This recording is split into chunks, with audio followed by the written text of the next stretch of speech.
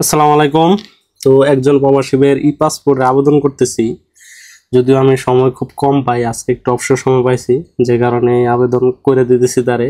তো অনেকে আবেদনটা বোঝেন না, যে কারণে ঢাকা স্টুডিওতে গেলে $25 নেয় একটা ই পাসপোর্ট আবেদনের। তো ঢাকা স্টুডিওর এই $25 কি আসলেই যুক্তিসঙ্গত? একটা 10 মিনিটের আবেদনের জন্য $25 কি তারা নিতে পারে? তা আমার পার্সোনাল ওপিনিয়ন যেটা হচ্ছে, এটা একটা জুলুম। জুলুম বললেই চলে। $25 কখনোই কাম্য না 10 মিনিটের কাজের জন্য। এটা চাইলে যে কেউ করতে পারবে, চাইলে আপনিও করতে পারেন। মাত্র 10 মিনিটের কাজ, পাসপোর্ট দেখে দেখে, আপনার আইডি কার্ড দেখে দেখে আপনি চাইলে নিজে আবেদন করতে পারেন। তো অনেকে না বোঝার কারণে দেখা যায় যে এই ঢাকা স্টুডিও, তারপরে হচ্ছে বিভিন্ন দোকানের হেল্প নেন, তারা $25 নেয়। তো আমি মনে করি $25 কখনোই কোনোভাবেই কাম্য নয়। এই $25 কোনো কোনো ভাই আছে একদিনে $25 কামায়ও না, ইনকামও নাই, তাদের কাছ থেকে $25 নেয়। তো এটা সর্বোচ্চ আমার মনে হয় $15 কি $10 হলে ভালো হয় এই আবেদনটা। $25 এটা জুলুম হয়ে যায় আমাদের উপরে। $25 কখনোই কাম্য না আমি মনে করি 10 মিনিটের কাজের জন্য।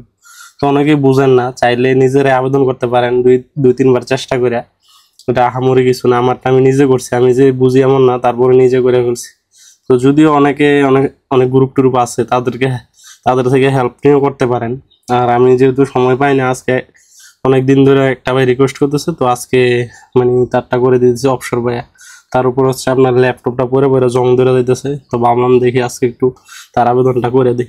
তো যাই হোক, আমার একটা হয়েছে, ঢাকা স্টুডিওর যে $25 নেয়, এটা প্রবাসীদের উপর জুলুম, পুরোপুরি জুলুম। এই আবেদনটা আশা করবো যে তারা $10 কি $15 হলে হ্যাঁ ঠিক আছে, তারা যতটুকু কষ্ট করে এর মধ্যে $10-15 হলে আবেদনটা ঠিক আছে। $25 এটা একটা জুলুম।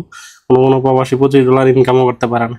তো যাই হোক, আপনারা চাইলে নিজে নিজে করতে পারেন, বা চেষ্টা করলে সবই সম্ভব। ঢাকা স্টুডিওর উপর নির্ভরশীল হবেন না। অনেক প্রবাসী ভাই দেখা যায় যে একটু ঝামেলার জন্য তাদের উপর দিয়ে $25 দিয়ে দেয়। তো অনেক আছে আবার নিজে নিজে করে।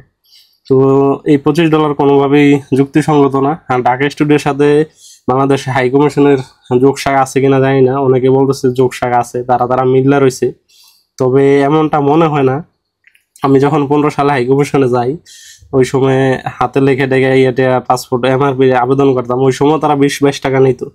তো ওই সময় যখন আমরা ঢাকা স্টুডিও থেকে হাই কমিশনে আপনার এই ফর্ম টরম নিছি, তো ওই হাই কমিশনে একটা ম্যাডাম ছিল, ম্যাডাম তাদের মানে আমাদের এই কাগজপত্র জমা নিব না কেন, আমরা ঢাকা স্টুডিও থেকে পূরণ করে নিছি, নিজে নিজে পূরণ করে নিতাম। কারণ ওই সময় তাদের একটা যোগসাগ ছিল না। তো বর্তমানে তারা যদিও বাধা দেয় না, কোনো কিছু করে না, যেটা শুনতেছি আমি, যদি শোনা কথা, তাদের সাথে নাকি তাদের একটা লিঙ্ক আছে, যোগসাগ আছে, তারা তারা মিল্লা রয়েছে এমন একটা কিছু। তো যাই হোক, আর পাসপোর্টের আবেদন নিজেরটা নিজেই করতে পারবেন। আর না পারলে কিছু কিছু গ্রুপ আছে, পেজ আছে, তারা কইরা দেয়, তাদের হেল্প নেন।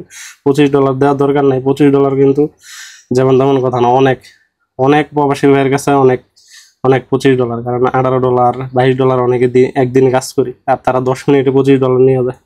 তো যাই হোক, ঢাকা স্টুডিওর এই জুলুমটা বন্ধ হইলে আমার মনে হয় ভালো হবে। $25 থেকে তারা $10-15 বানাইতে পারে, চেষ্টা করলে পারে, কিন্তু পারে না, তারা আমাদের দিয়ে ব্যবসা করবে। তো যাই হোক, সবাই ভালো থাকবেন। এই ছিল আমার আজকের ভিডিও। আসসালামু আলাইকুম।